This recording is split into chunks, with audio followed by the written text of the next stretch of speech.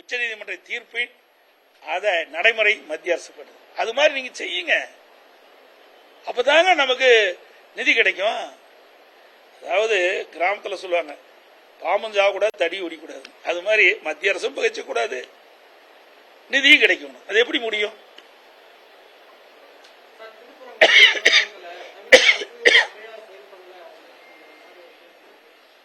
அதாவது இதையெல்லாம் ஒரு சென்சிட்டிவான பிரச்சனை. அங்க இருக்கின்ற மக்களை அழைத்து சரியான முறையில் அணுகி மக்களுக்கு எவ்வித பிரச்சனையும் இல்லாம ஒரு சுமூகமான ஏற்பாடை செய்ய வேண்டும். அது மாநில அரசாவுடைய கடமை. அதை இவர்கள் முறையாக செய்யவில்லை.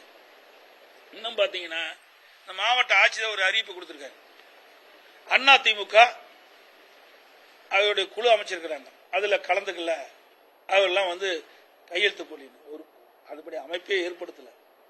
ஒரு கிராமத்துல போய் அங்க இருக்கிற கட்சிக்காரெல்லாம் கூப்பிட்டு பேசியிருக்கிறாங்க. அதுதான் ஒரு குழு அமைக்கின்றா ஒரு சென்சிட்டிவ் பிரச்சனை. எங்க கட்சி சேர்ந்த அதிமுக சட்டமன்ற ராஜு செல்லப்பா இருக்காரு, அவர் கட்சியுடைய மாவட்ட செயலாளர்.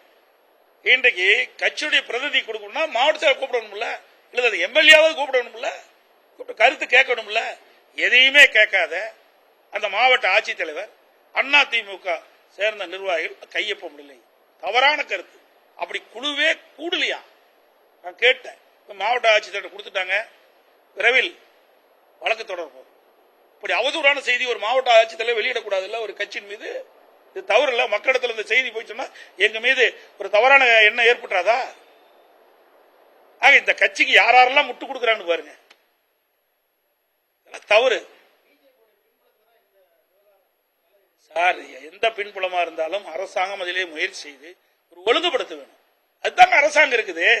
ஒரு பிரச்சனை ஏற்பட்டா அந்த பிரச்சனையில் யாரா இருக்கிறாங்க அவளை அழைத்து பேசி பண்ணணும். இப்படி ஒரு குழுன்னு போட்டுட்டு குழு அழைக்காமையே, ஒரு கட்சி அழைக்காமையே அழைத்துன்னு ஒரு தவறான தகவல் வெளியிடுறாங்களே, எப்படி இருக்கும்? அவர் எப்படி போய் அந்த பிரச்சனை சால்வ் ஆகும்?